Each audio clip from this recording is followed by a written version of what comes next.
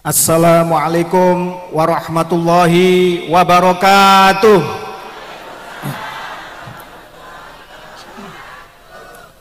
Bismillah walhamdulillah wala haula wala quwata illa billah. Wassalatu wassalamu ala rasulillah Sayyidina Muhammad ibni Abdullah wa ala alihi wa sahbihi wa man wala amma ba'da.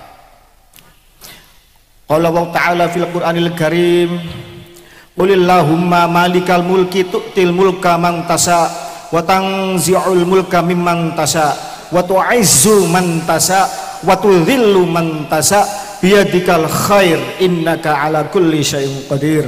Allahumma sholli ala nuril anwar wa sirril asrar wa tiryaqil ahyar wa miftahi babil yasar Sayyidina Muhammadinil Mukhtar wa alihil athhar wa ashabil akhyar adada ni'amillahi wa ibdhalih. Bapak Ibu sekalian, sungguh berbahagia dan berat sekali menjadi yang pertama untuk diminta berbicara di forum yang sangat mulia ini, karena saya yang kalau Kiai Syarif Rahmat dan Kiai Khalil Haidar adalah Bani Syihabuddin Jogja, cucu dari Mufti Agung Mataram pertama Jogja yang terdampar, yang menjadikan bahwa Bapak Ibu sekalian penting hadir di forum ini untuk mendapatkan barokah, mendapatkan bagian dari jariah beliau, amal kebajikan beliau yang kita kholi hingga leluhurnya ila yaumil qiyamah. Amin, Allahumma amin. Baik, saya perkenalkan satu persatu kepada yang mulia seluruh tokoh masyarakat, Bapak pimpinan Muspida, Muspicam, Pak Camat, dan yang mewakili Bapak dan Ramil, Bapak Kapolsek, dan yang mewakili pejabat TNI Polri yang tidak saya bisa sebutkan satu persatu, para alim ulama, dan juga sahabat-sahabat Banser yang tidak pernah takut dan kenal menyerah mengawal para ulama. Aplaus bagi mereka. Mereka, seorang ulama pernah bersaksi Banser ini masuk surga pertama kali karena ikhlasnya tidak dibayar berpanas-panas. Mungkin rokok saja belum tentu dapat ya, mengawal ulama warasatul anbiya, tetapi tanpa Banser ulama tidak ada marwahnya, ulama yang benar maksudnya. Baik,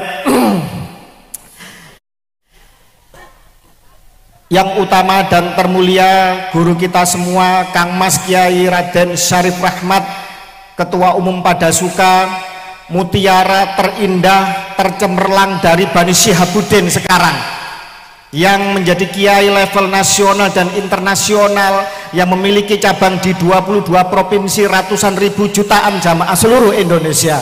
Aplaus bagi beliau. Dan juga kakang mulianya Romo Kiai Haji Khalil Haidar yang menjadi tuan rumah, adalah putra-putra terbaik dari Bani Syihabuddin yang sampai sekarang meneruskan perjuangan kakeknya berdakwah di bumi Nusantara. Saya perkenalkan tamu undangan juga nanti menjadi pembicara, Kang Mas Gus Fuad Pleret.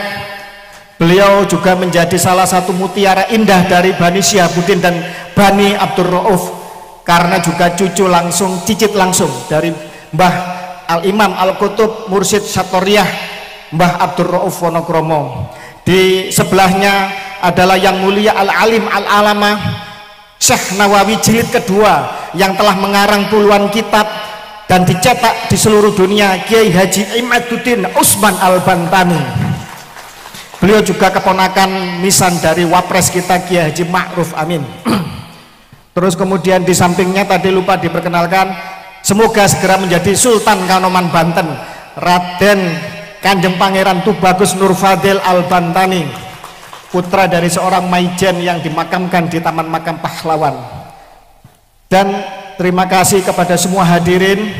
Kami mulai bahwa saya datang jauh-jauh dari timur dengan semangat kecintaan yang luar biasa menghadiri haulnya Romo Kiai Haji Ahmad bin Muhammad Romli Nanti kita ceritakan siapakah sosok beliau, siapakah leluhurnya, dan apa yang harus kita teladani dari perjuangan ini.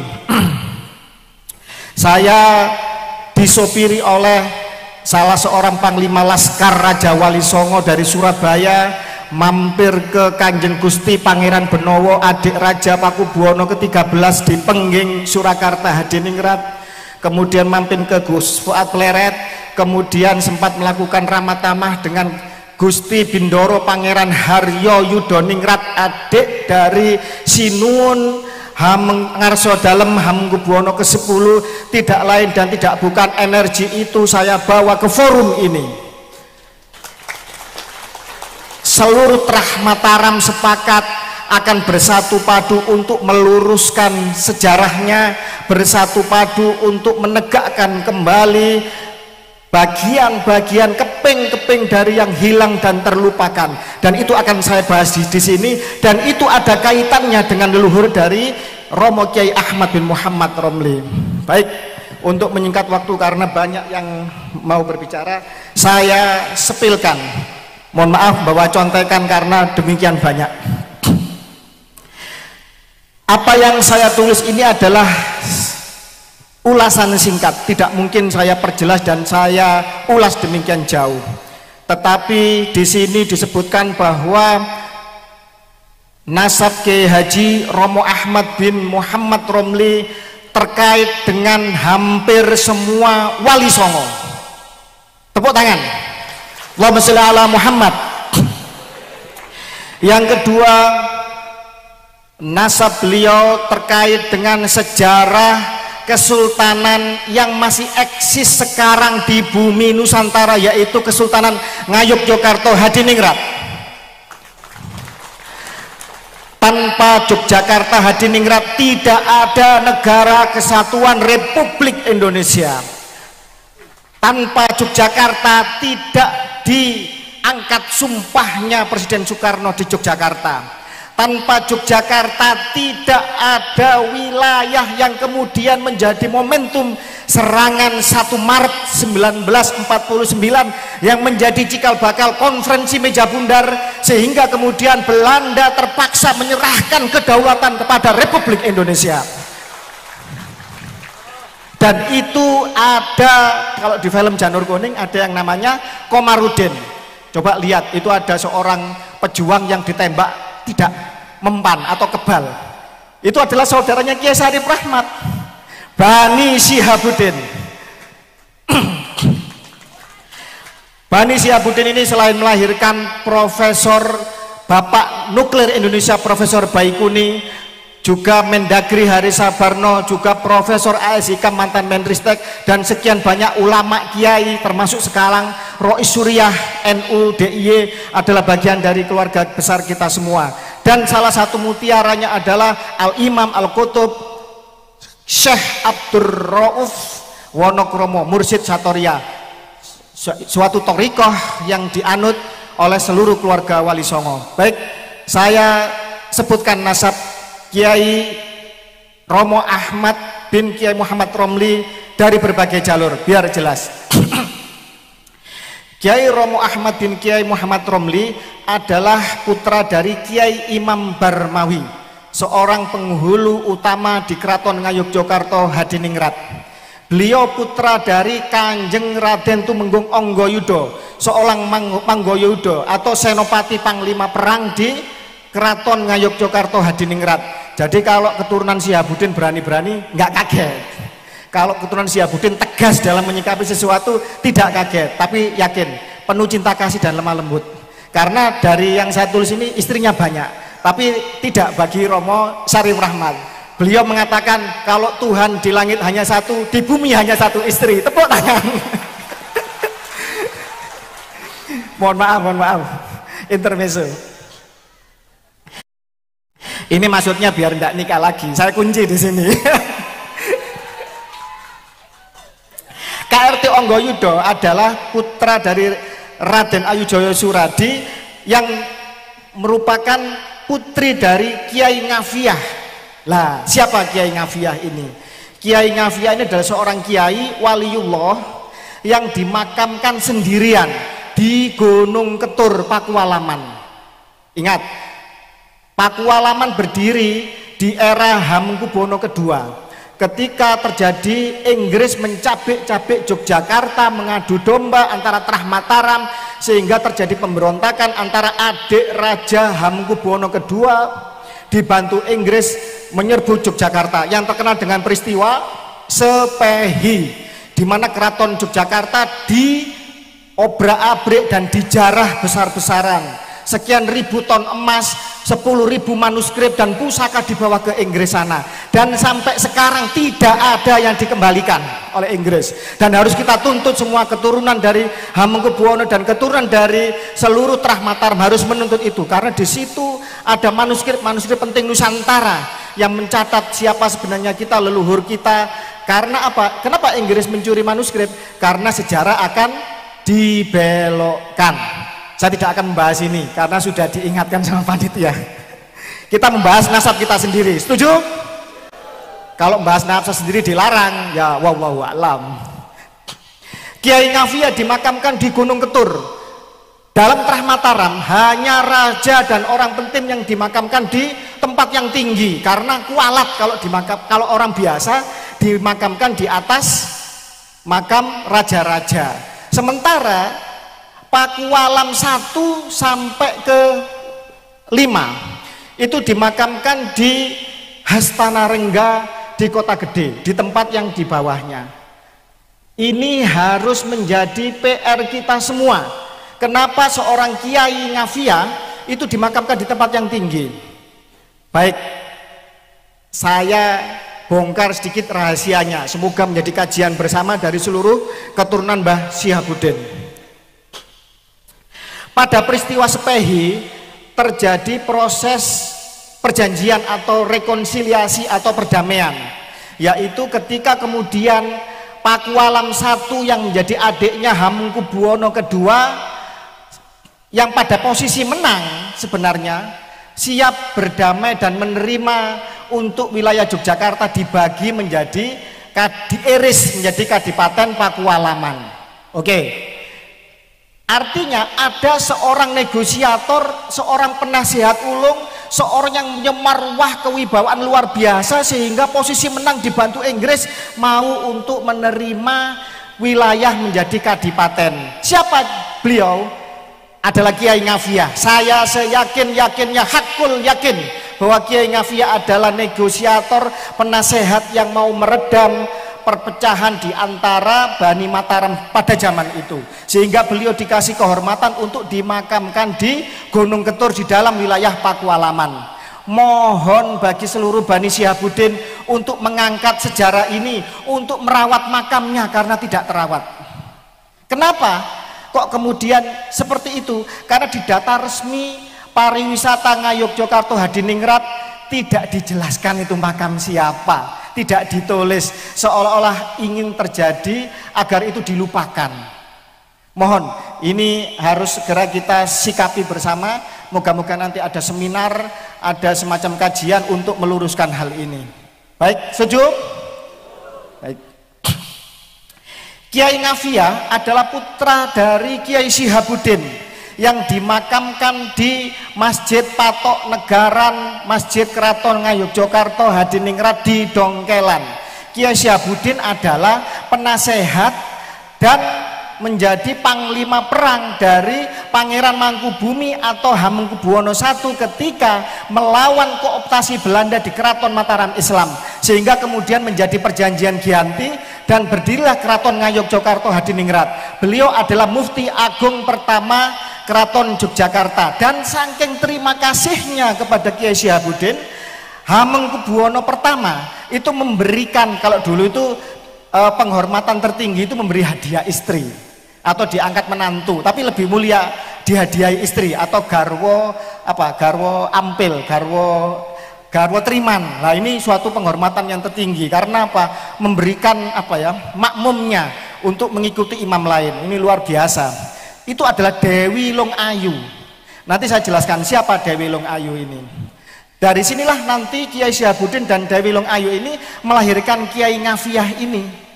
Lah, semacam itu nanti akan kita ulas lebih lanjut kenapa kok kemudian Kiai Ngafiyah ini sangat penting dan Kiai Syihabuddin sangat penting. Kiai Syihabuddin adalah seorang ulama linueh, seorang sufi, seorang pejuang yang ikhlas. Ketika beliau diangkat jadi Mufti Agung Mataram, beliau pura-pura gila. Pura-pura istilahnya apa ya? Orang yang trans, orang yang khorikul ada. Belum waktunya sholat, itu dipukul, beduk.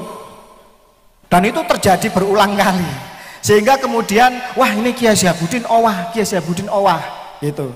Lah, ini menjadi alasan beliau agar keraton mencopot beliau. Beliau ingin keluar dari keraton, tidak ingin terlibat di dalam pernak-pernik politik yang mungkin waktu itu beliau melihat akan mengganggu marwah beliau, akan mengganggu perjuangan beliau, dakwah beliau sebagai seorang ulama di Yogyakarta Hadiningrat. Sehingga kemudian di Jogja itu ada 5 masjid patok negaran, yaitu batas-batas keraton kasultanan yang ada masjid-masjid sebagai batas.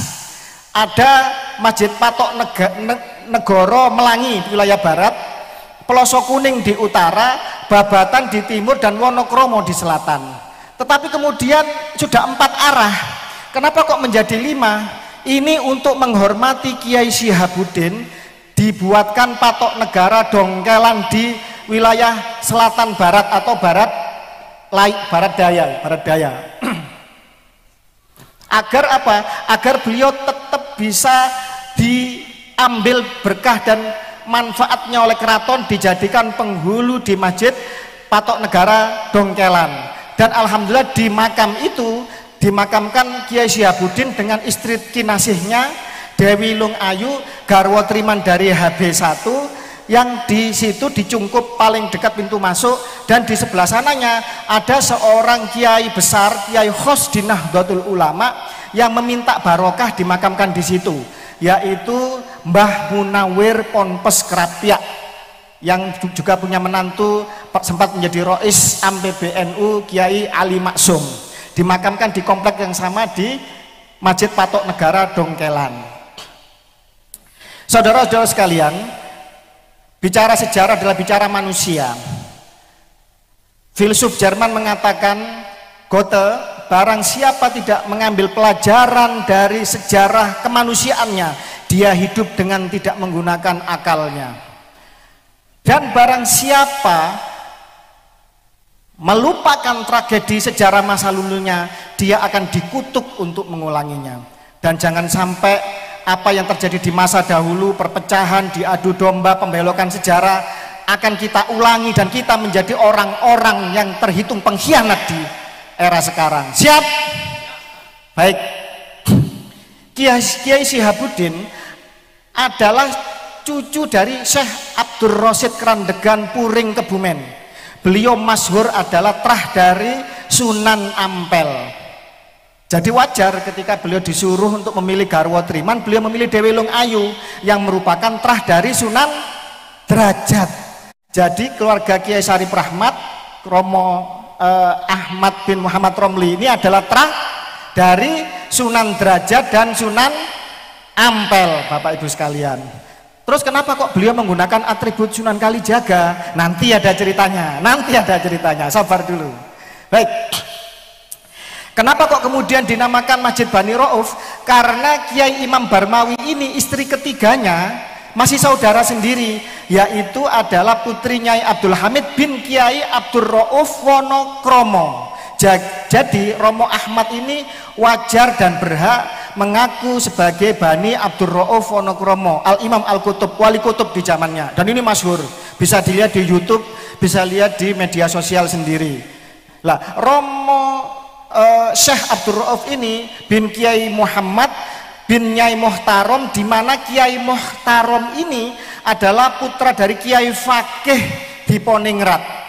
Kiai Fakih di Poningrat ini adalah Mufti Agung Mataram yang menggantikan Kiai Syihabuddin ketika Kiai Syihabuddin dianggap mengundurkan diri dari Mufti Agung Mataram Jogja yang pertama. Dan Kiai Fakih ini akhirnya saling jadi bicara nasab Wonokromo ini saling menikah antara Kiai Fakih, Kiai Syihabuddin dan Kiai Sokopuro dan lain-lain, termasuk dengan Mbah Nur Iman Melangi bin Amangkurat keempat.